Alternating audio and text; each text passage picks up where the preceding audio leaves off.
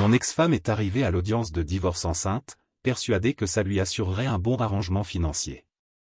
Pourtant, cela s'est transformé en la plus grosse erreur de sa vie quand le juge a posé une seule question. Elle est entrée dans la salle avec ce regard de « j'ai déjà gagné ». J'ai failli éclater de rire. Parce que, quelques minutes plus tard, elle allait découvrir que son grand plan était en réalité sa plus grosse erreur. Passer mon vendredi matin au tribunal pour un divorce n'était pas vraiment mon idée d'un bon moment, mais avec une ex comme Monica, je n'avais pas le choix. Tout le processus avait été un cauchemar du début à la fin, des retards, des requêtes absurdes, des crises de colère dignes d'une enfant, tout ça calculé pour me faire perdre du temps. Si Monica avait mis ne serait-ce que la moitié de cet effort dans notre mariage au lieu d'essayer de me pourrir la vie, peut-être qu'on n'en serait pas arrivé là. Mais au moment où elle est entrée dans la salle d'audience enceinte, j'ai failli rire. Pas parce que je pensais que l'enfant était le mien, je savais pertinemment que ce n'était pas le cas, mais parce qu'on pouvait voir son plan se dessiner dans sa tête, comme un mauvais scénario de telenovela qui se déroule en direct. Monica misait tout sur une chose, que le juge la verrait comme une femme vulnérable, enceinte et abandonnée, et qu'il m'obligerait à payer. Oublions le contrat prénuptial, oublions la logique, il suffisait de jouer la carte de la pitié pour repartir avec un joli chèque. Je pouvais déjà imaginer son discours. Votre honneur, je suis enceinte, abandonnée sans ressources, comment vais-je survivre? Tout en me lançant des regards tristes, espérant que je me sente coupable. Dommage pour elle, ça ne marchait pas avec moi. Je n'allais pas céder, je n'allais pas perdre. Ce que Monica n'avait pas compris, c'est que je l'avais déjà démasqué des mois plus tôt. Le problème de Monica, ce n'était pas seulement d'être une épouse exécrable, mais aussi une très mauvaise menteuse. Elle était prévisible, négligente et, pire encore, arrogante.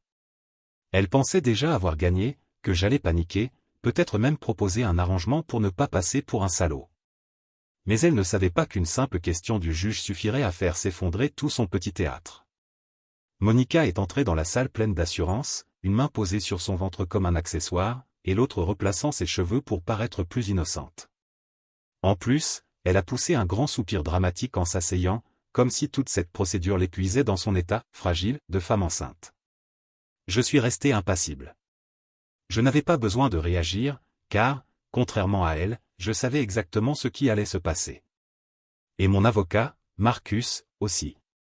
Marcus était le genre d'avocat qui souriait au tribunal, mais qui réduisait son adversaire en miettes avec la loi. Je n'aimais pas beaucoup les avocats, mais après l'avoir vu démonter les magouilles de Monica ces derniers mois, je lui étais profondément reconnaissant. Monica, elle, avait déjà changé d'avocat 3 fois depuis le début du divorce. Celui qu'elle avait ce jour-là était un petit nouveau, fraîchement diplômé, probablement désespéré de remporter sa première grande affaire. J'ai presque eu pitié de lui. Presque. Parce qu'il faut savoir, Monica avait déjà tenté quelque chose de similaire. Pas le coup de la grossesse, mais la manipulation, les faux-semblants, le classique « je suis juste une pauvre femme sans défense, votre honneur, ayez pitié de moi ». Et malheureusement, certaines personnes tombaient dans le piège, y compris ma propre mère. Une semaine avant l'audience, ma mère m'a appelé, épuisé. « Mon fils, fais-lui un arrangement. Tu ne veux pas que ça dure éternellement. » J'ai été agacé. « Maman, elle n'aura pas un centime. C'est pour ça qu'on a signé un contrat prénuptial. » Mais elle est enceinte, a insisté ma mère. « Tu veux vraiment porter ça sur ta conscience? » J'ai failli perdre patience. « Maman, cet enfant n'est pas de moi. » Un silence. « Tu es sûre? » Oui. « Maman, elle m'a trompé à plusieurs reprises. Je l'ai surprise en flagrant délit. Et tu sais quoi? Si ce bébé avait été le mien, elle n'aurait même pas eu besoin de faire tout ce cinéma. J'aurais été là, je m'en serais occupé. Voilà la différence entre nous, elle manipule, moi j'assume mes responsabilités. » Ma mère s'est tue un instant, puis a soupiré. Je ne veux juste pas que ça devienne encore plus laid. Mais c'était déjà laid. Et je lui avais promis que je réglerais ça. Et donc, nous voilà à l'audience. Le juge est entré et la session a commencé. L'avocat de Monica a tout de suite lancé son grand discours dramatique. « Votre honneur, ma cliente a été abandonnée dans une situation impossible. Elle est enceinte, sans emploi, et subit une énorme détresse émotionnelle et financière à cause de ce divorce éprouvant. » Monica a reniflé pile au bon moment, essuyant une larme imaginaire au coin de l'œil. Je n'ai même pas cligné des yeux.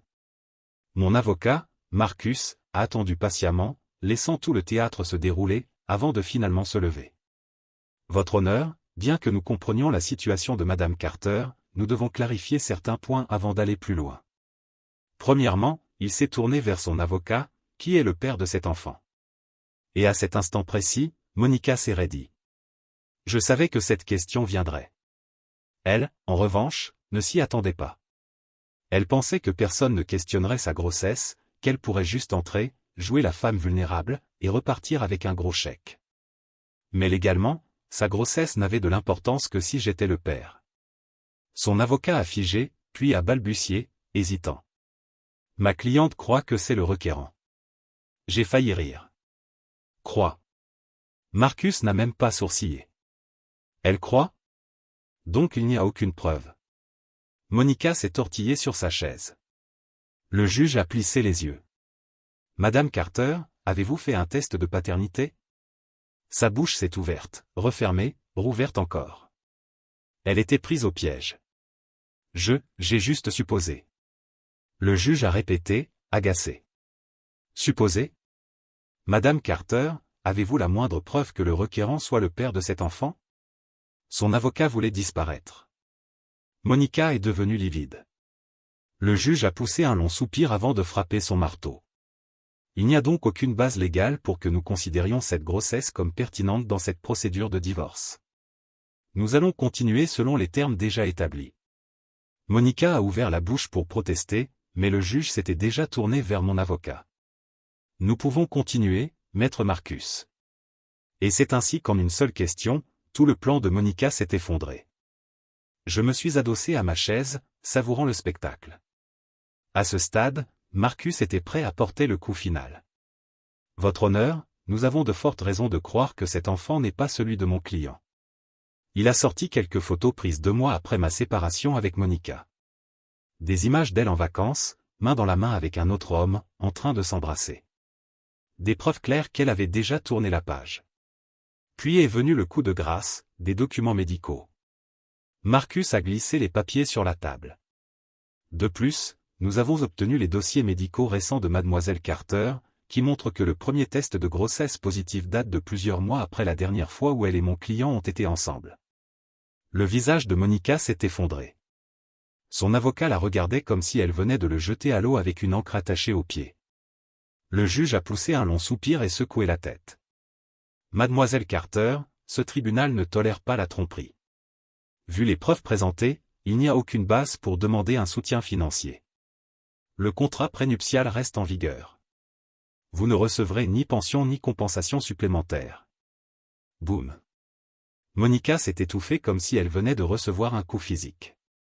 Mais, votre honneur. Le juge leva la main. Cette audience est terminée. Monica est restée figée. Les mots du juge flottaient encore dans l'air, mais je pouvais voir, en temps réel, son cerveau chercher désespérément une sortie. Ce n'était pas le scénario qu'elle avait imaginé. Dans sa version, elle devait pleurer, paraître vulnérable, et repartir avec un joli chèque mensuel. Au lieu de ça, elle venait d'être exposée publiquement.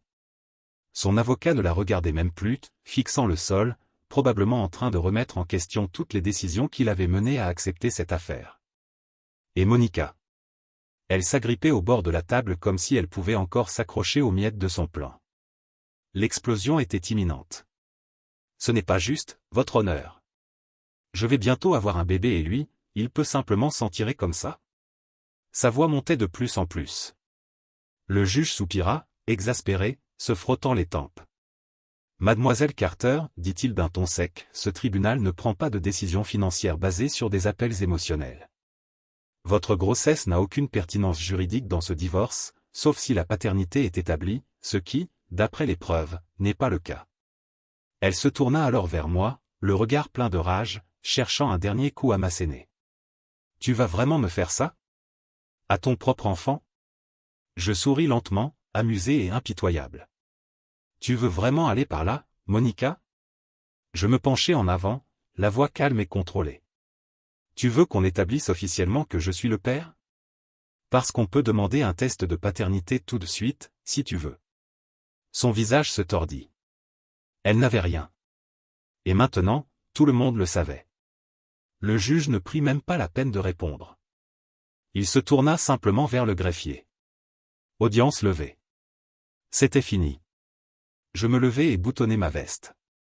Marcus, mon avocat, me lança un petit signe d'approbation. Monica, elle, resta assise, sous le choc, essayant de digérer le fait que tout son plan venait d'exploser en plein vol. Je suis sorti du tribunal plus léger que je ne l'avais été depuis des mois. Mais Monica n'en avait pas fini.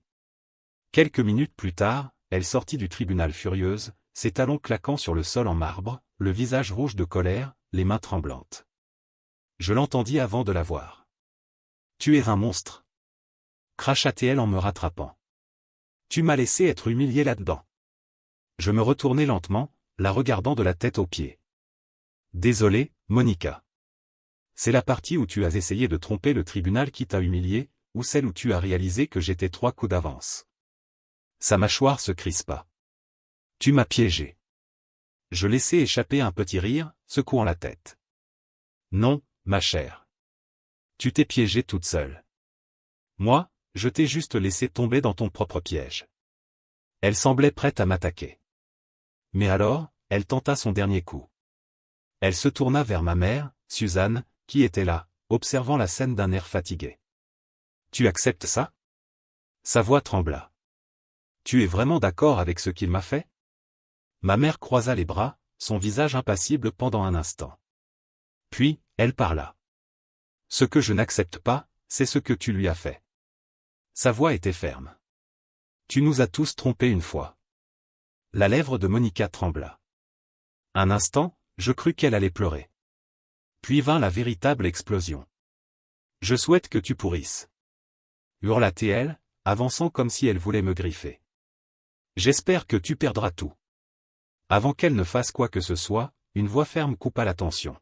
« Mademoiselle Carter. » Un agent du tribunal s'approchait, un autre juste derrière.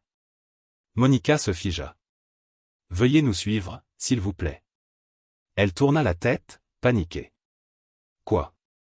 Quoi ?» Le premier agent ne bougea pas d'un pouce. Le juge a recommandé une enquête pour parjure et fraude potentielle. Vous allez devoir répondre à quelques questions. Ses yeux s'écarquillèrent.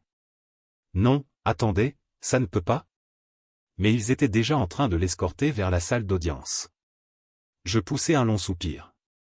À côté de moi, Marcus me donna une petite tape sur l'épaule. C'était satisfaisant. Je souris en coin. Oui, c'est le cas. Je ne l'ai pas suivi. Pas besoin. Monica n'était plus mon problème. Dans les mois qui ont suivi, j'ai entendu des bribes de ce qui s'était passé.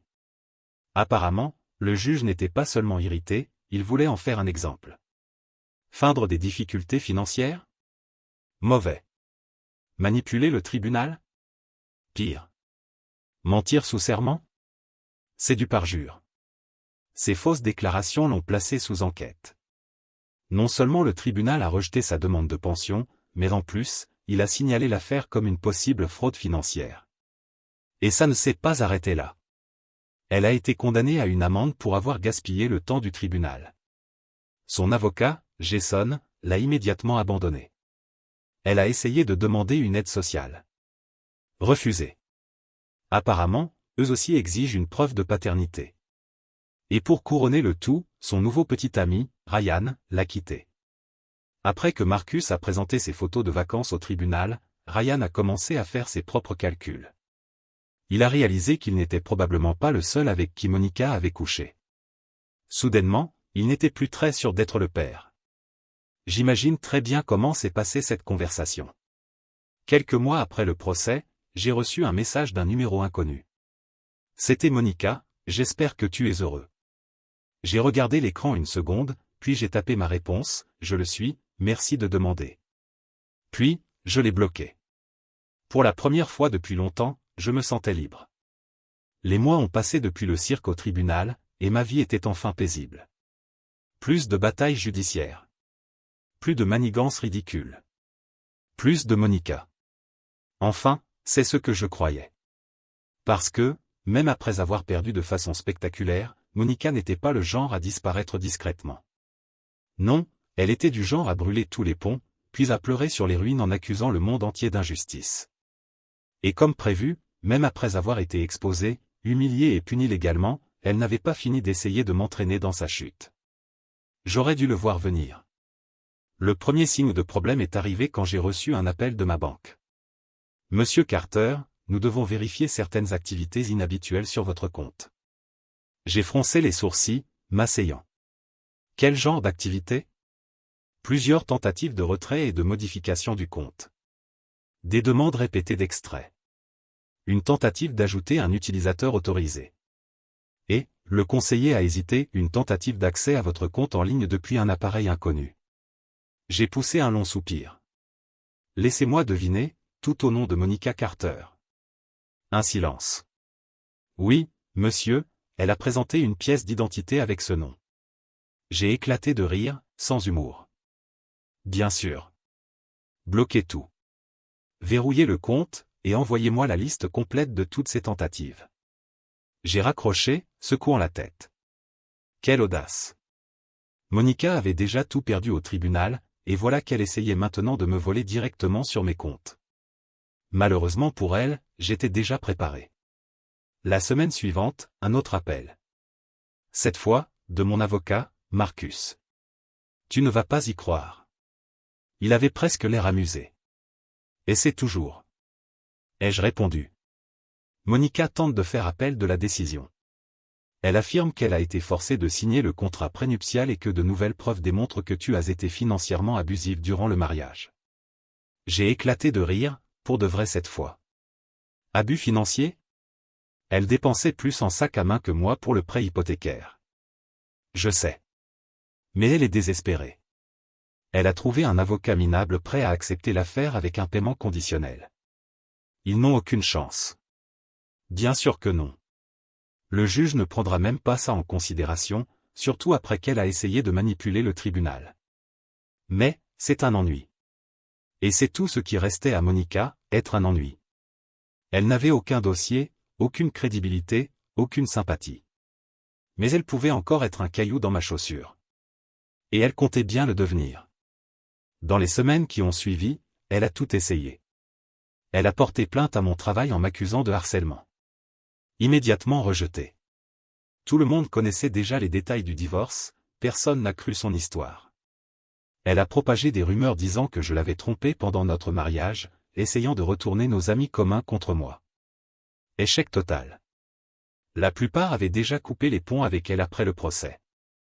Elle a même tenté de me faire enquêter pour fraude fiscale, en déposant une dénonciation anonyme aux impôts. Je dois admettre, j'ai presque respecté l'effort. Presque. Sauf que mes finances étaient impeccables depuis des années. L'administration fiscale a examiné mes dossiers et a littéralement ri de sa plainte. C'était épuisant, mais je refusais de la laisser gagner.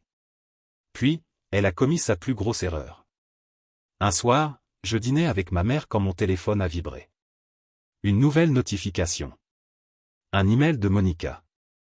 Je l'ai ouvert, m'attendant à un long monologue vide. Mais ce que j'ai vu m'a glacé le sang. En pièce jointe, il y avait un faux contrat de prêt, avec mon nom, affirmant que je lui avais promis une somme à 6 chiffres pour elle, aider à se réinstaller, après le divorce. Le message était simple. Paie-moi ou je porte ça devant le tribunal. Je suis resté à fixer l'écran un long moment. Puis, j'ai transféré l'email à Marcus.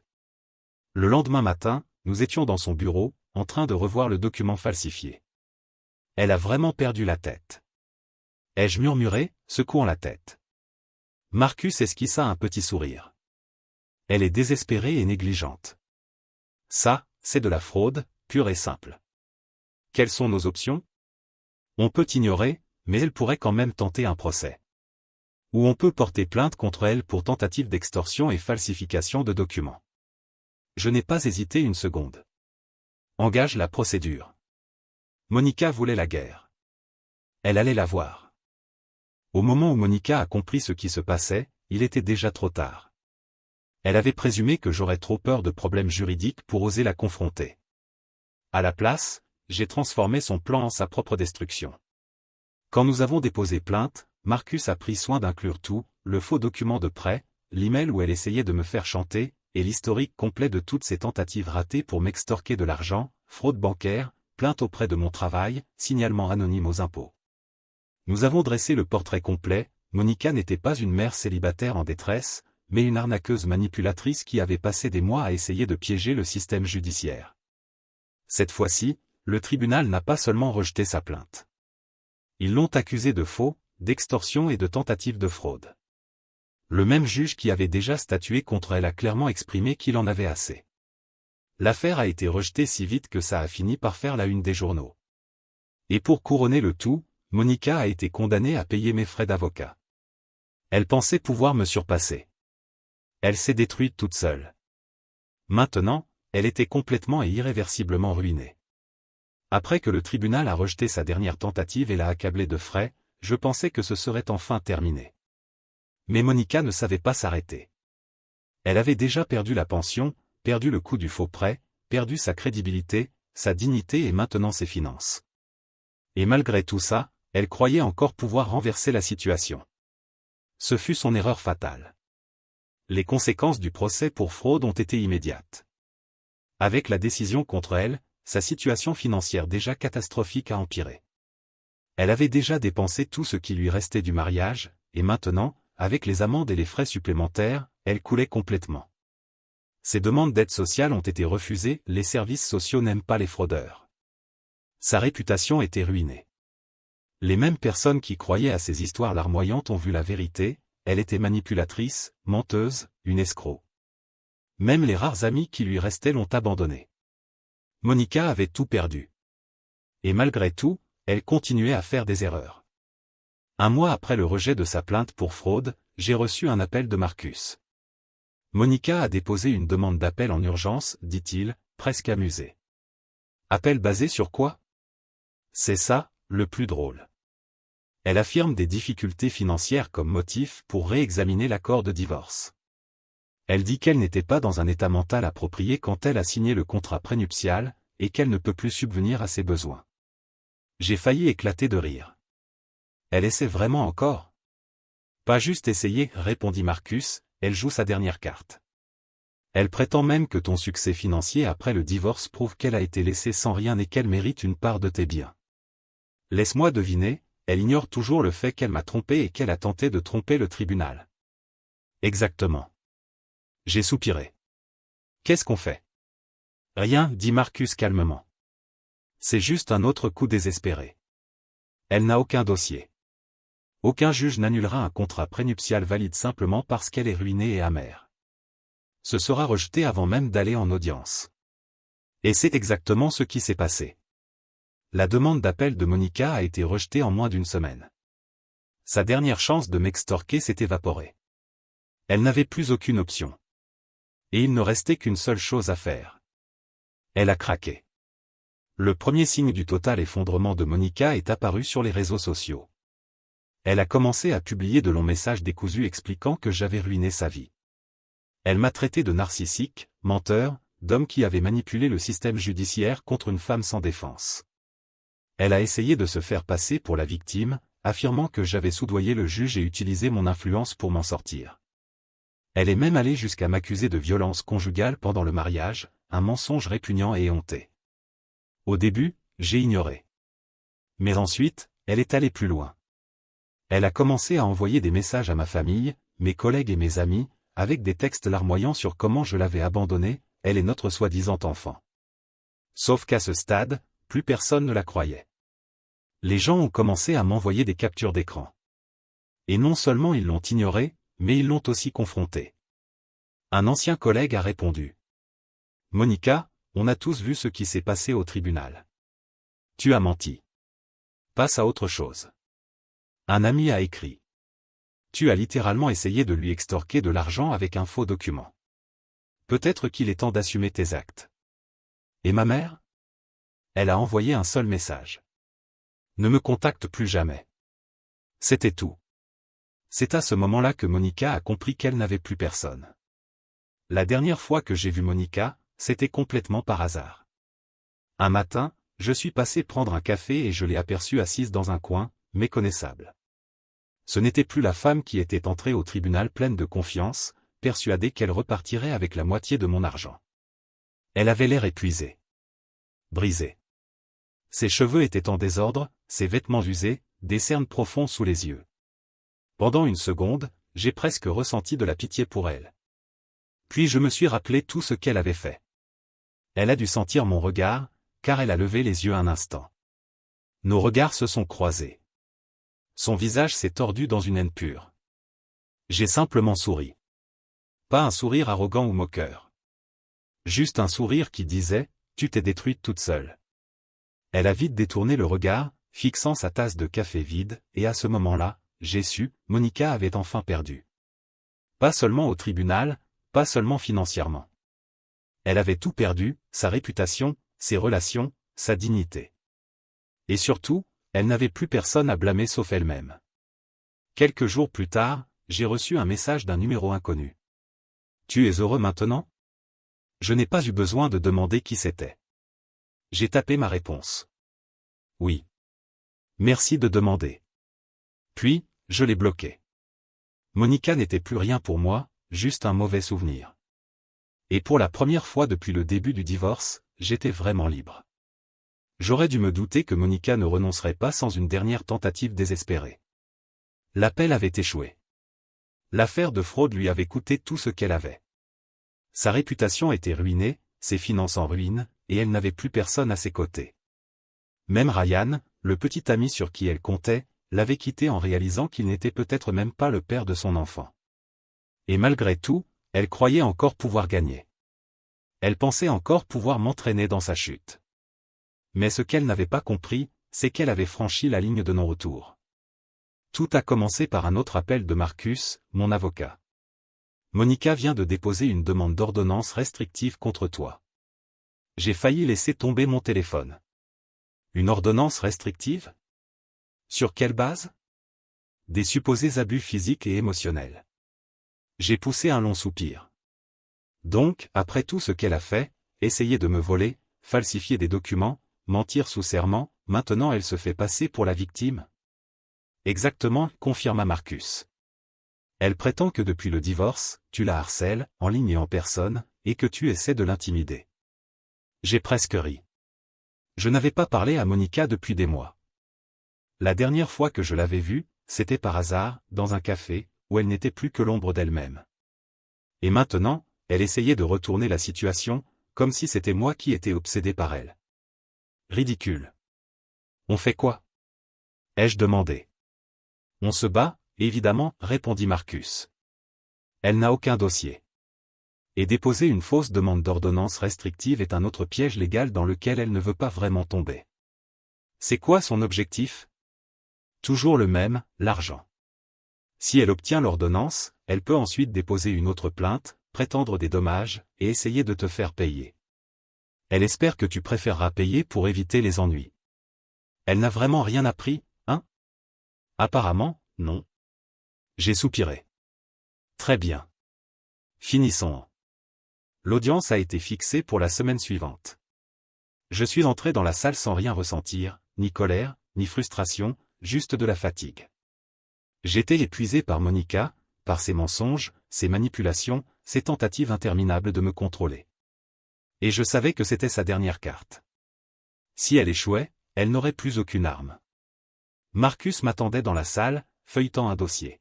« Elle est là, dit-il sans lever les yeux. » J'ai regardé de l'autre côté.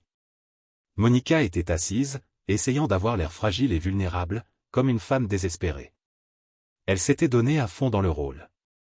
Son maquillage était minimal, pour paraître pâle et épuisée. Ses cheveux légèrement décoiffés, d'une manière calculée, comme si elle voulait que le juge pense qu'elle était trop mentalement brisée pour s'occuper d'elle-même. C'était risible. Je me suis assis sans même la regarder. Le juge est entré, et l'audience a commencé.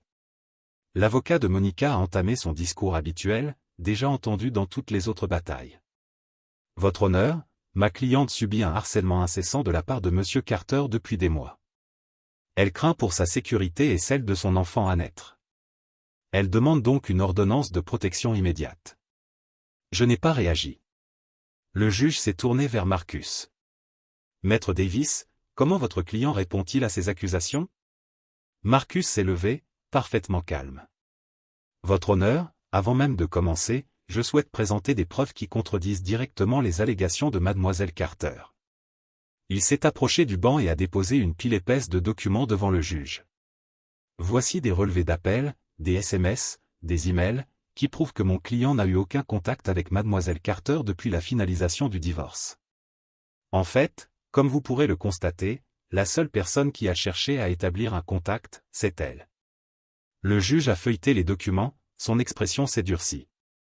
De plus, poursuivit Marcus, nous avons des preuves que mademoiselle Carter a contacté des connaissances communes pour répandre des mensonges à propos de mon client, et même tenté d'accéder à ses comptes bancaires de façon frauduleuse. Le regard du juge s'est soudainement tourné vers Monica. Je n'avais même pas besoin de voir son visage pour savoir qu'elle paniquait. Marcus ajouta.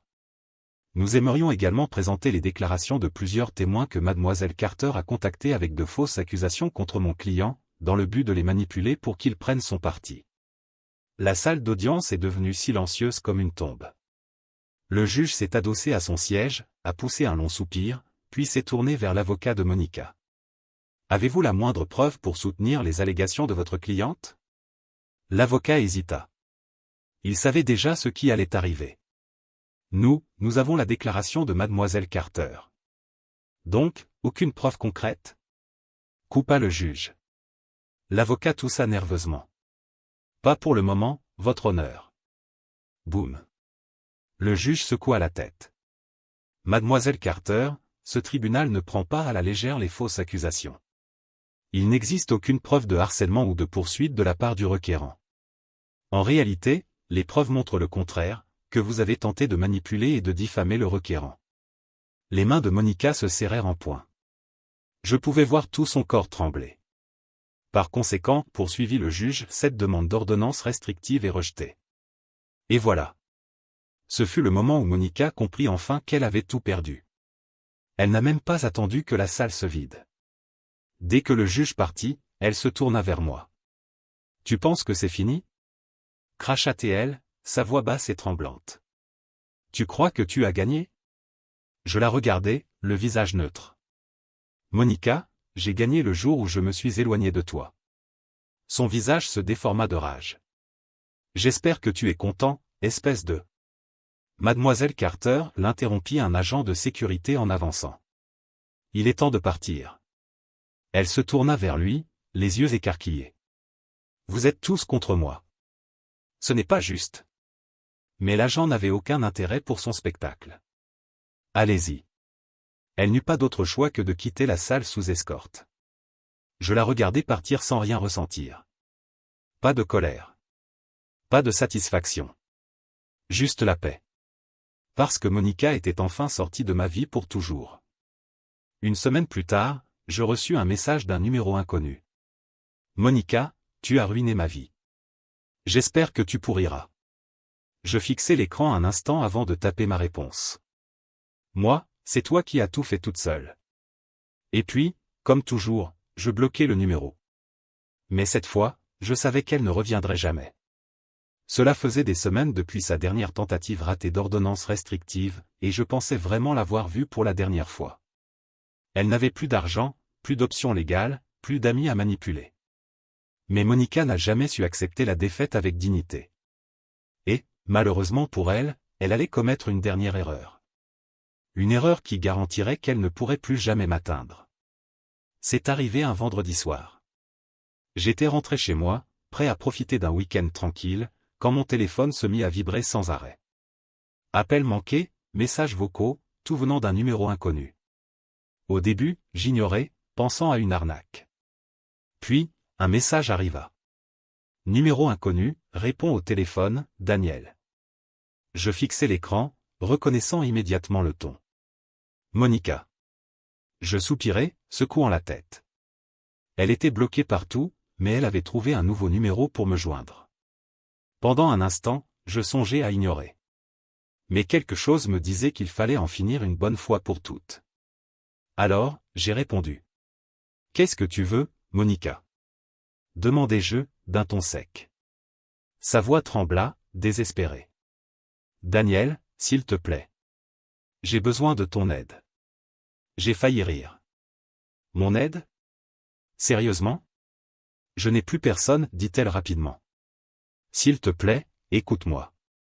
J'ai failli raccrocher, mais, contre toute logique, je la laissai parler. Elle se lança dans une longue histoire dramatique sur comment tout s'était écroulé. Son affaire de fraude l'empêchait de trouver un emploi décent, elle croulait sous les dettes, sans revenu stable, sans toit. Elle avait perdu son appartement. Était à la rue. Et, selon elle, elle était toujours enceinte. Je ne sais plus quoi faire, Daniel, sanglota-t-elle. Je n'ai plus rien, nulle part où aller. J'ai peur. Je ne répondis pas. Je laissai le silence s'installer, attendant la vraie raison de son appel. Et, bien sûr, ça ne tarda pas. J'ai besoin d'argent, murmura-t-elle. Juste un peu, juste pour me relever. Voilà. Son dernier coup. Même après tout ça, après avoir tenté de ruiner ma vie, s'être humiliée au tribunal, avoir été prise en flagrant délit de fraude, Monica croyait encore que j'étais assez idiot pour l'aider. Je soupirai, me frottant le visage. Tu es incroyable. Daniel, s'il te plaît, supplia-t-elle. Je te jure que j'ai changé. J'ai juste besoin d'un peu d'aide. De l'aide? L'interrompis-je. Tu n'as pas besoin d'aide, Monica. Tu as besoin d'assumer tes actes. Elle resta silencieuse. Tu t'es mise dans cette situation, continuai-je. Chaque décision qui t'a menée ici était la tienne. Tu as menti, manipulé, triché. Et quand tout s'est écroulé, tu as pensé que je viendrais réparer ta pagaille. Mais je ne l'ai pas fait. Ce n'est pas moi qui t'ai détruite. C'est toi. Elle respira profondément, comme si elle essayait de retenir de faux sanglots. Mais je n'étais plus dupe. Daniel, chuchota-t-elle. Non, la coupai-je. C'est la dernière fois que tu entends ma voix. Tu as perdu, Monica. Et moi, j'en ai fini. Sans attendre sa réponse, je raccrochai. Et cette fois, je ne me suis pas contenté de bloquer son numéro. Je l'ai signalé. Je n'ai plus jamais entendu parler d'elle. Pas d'appels inconnus. Pas de messages désespérés. Rien. Comme si elle avait enfin compris qu'il n'y avait plus rien à prendre. Et, honnêtement, c'était tout ce dont j'avais besoin. Je n'ai jamais voulu autre chose que d'être libre. Et maintenant, je l'étais. Des semaines passèrent depuis le dernier appel désespéré de Monica, et pour la première fois depuis très longtemps, ma vie semblait enfin paisible. Plus de batailles juridiques. Plus de fausses accusations. Plus de tentatives de me tirer à nouveau dans son chaos. Monica était partie. Et pourtant, je n'arrivais pas à me débarrasser de l'impression qu'elle n'en avait pas vraiment fini. Parce que Monica n'était pas du genre à disparaître en silence. Alors, quand j'ai finalement entendu parler d'elle à nouveau, je n'étais pas surpris. Mais ce qui m'a surpris, c'est à quel point elle était tombée bas. Tout a commencé avec un message d'un ancien ami commun, quelqu'un à qui je n'avais pas parlé depuis des mois. Marc, mec, je sais que tu ne veux pas entendre ça, mais tu as vu ce qui se passe avec Monica? Je fixai le message un instant avant de répondre. Moi, non. Et je m'en fiche. Marc, je m'en doutais. Mais je me suis dit que tu devrais savoir, elle est en prison. Je clignai des yeux, confus. Pendant un instant, je pensais avoir mal lu. Monica? En prison? Ça n'avait aucun sens. Bien sûr, c'était une menteuse, une arnaqueuse, une manipulatrice, mais elle avait toujours réussi à éviter de vraies conséquences. J'étais sur le point d'ignorer le message quand un autre arriva. Marc, sérieusement, mec. C'est grave. Tu devrais chercher. La curiosité l'emporta. Je pris mon téléphone et tapai son nom sur Google. Et là, un article, avec sa photo prise au commissariat. Je restai figé, la regardant longtemps, essayant d'assimiler ce que je voyais. Son visage était gonflé, fatigué, ses cheveux, un vrai désastre emmêlé. La femme confiante qui entrait au tribunal convaincue de pouvoir manipuler tout le monde avait disparu. À sa place, il ne restait qu'une personne brisée. Puis, je lus le titre. Une femme arrêtée pour fraude bancaire et vol d'identité. J'ai failli rire. Bien sûr. C'était évident. Monica avait tenté un dernier coup, et cette fois, elle s'était fait prendre. Je cliquai sur l'article et lus les détails. Après que j'ai coupé tout contact, elle était passée d'une mauvaise décision à une autre. Elle avait émis de faux chèques pour essayer de louer des appartements qu'elle ne pouvait pas payer. Elle avait volé des informations de cartes de crédit à des connaissances et utilisé leur nom pour acheter des articles de luxe, jusqu'à ce qu'une des victimes porte plainte. Elle avait falsifié des dossiers d'emploi pour essayer d'obtenir un prêt bancaire, mais le coup s'était écroulé quand la banque avait vérifié les documents. Maintenant, elle était derrière les barreaux, en attente de jugement. Pas de caution. Pas d'échappatoire. Plus aucune seconde chance. Je ne savais même pas quoi ressentir. Pendant si longtemps, Monica avait été une tempête constante dans ma vie, une force imprévisible qui ne causait que destruction. J'avais passé des années à réparer ses dégâts, à me protéger de ses arnaques, toujours à attendre le prochain coup.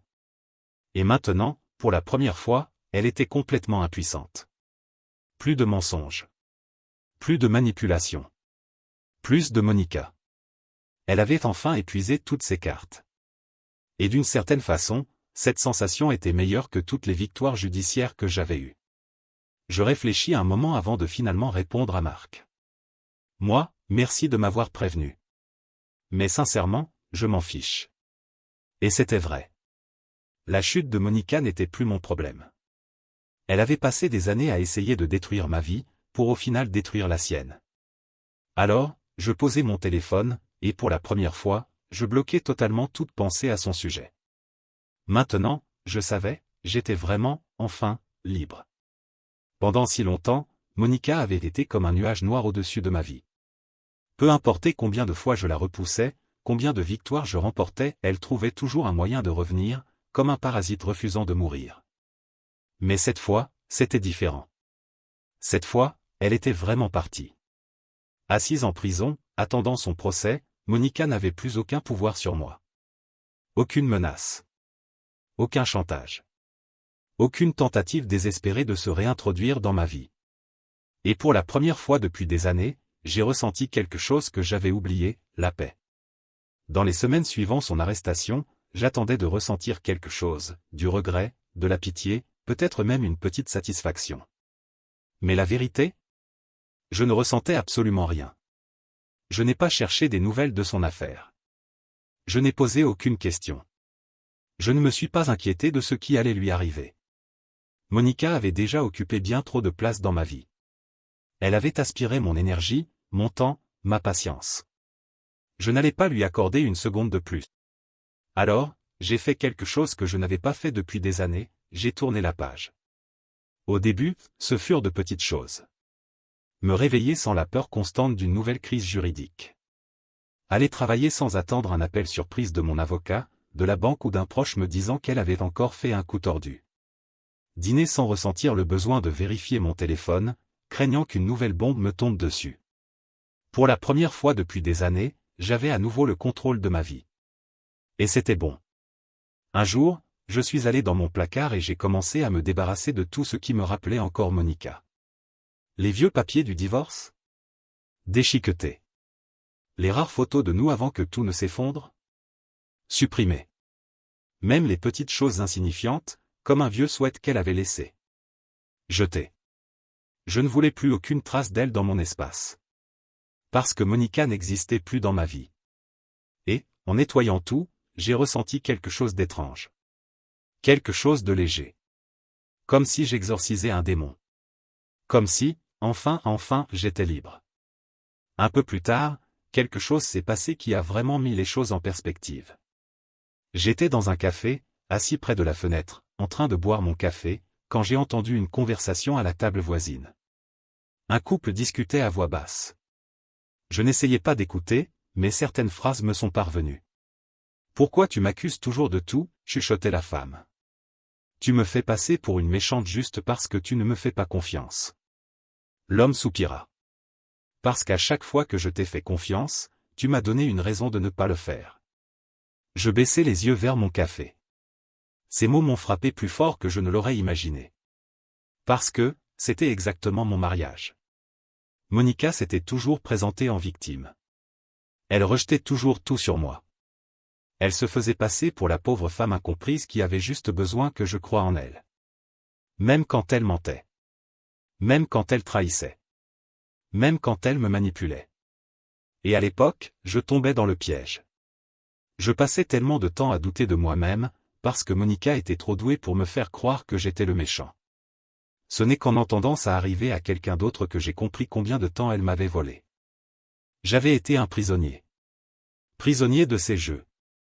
Prisonnier de ses manipulations. Prisonnier de mes propres doutes. Mais maintenant j'étais enfin libre.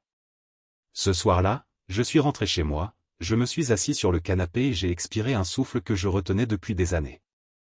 Pour la première fois depuis très longtemps, ma vie était à moi à nouveau. Sans drame. Sans bataille juridique. Sans Monica. Elle avait passé des années à essayer de m'entraîner avec elle dans sa chute. Au final, c'est elle qui s'est enterrée. Et moi? Je suis parti propre. Commentaire Monsieur Reddit. Ah, Monica. On dirait qu'au final, tu as vraiment eu ce que tu voulais, toute l'attention du public. Dommage que ce soit en uniforme rayé et avec une jolie photo de mugshot. Mais, au moins maintenant, elle n'a plus à se soucier du loyer ou d'inventer des excuses. La prison offre le lit, les repas et même un peu de compagnie.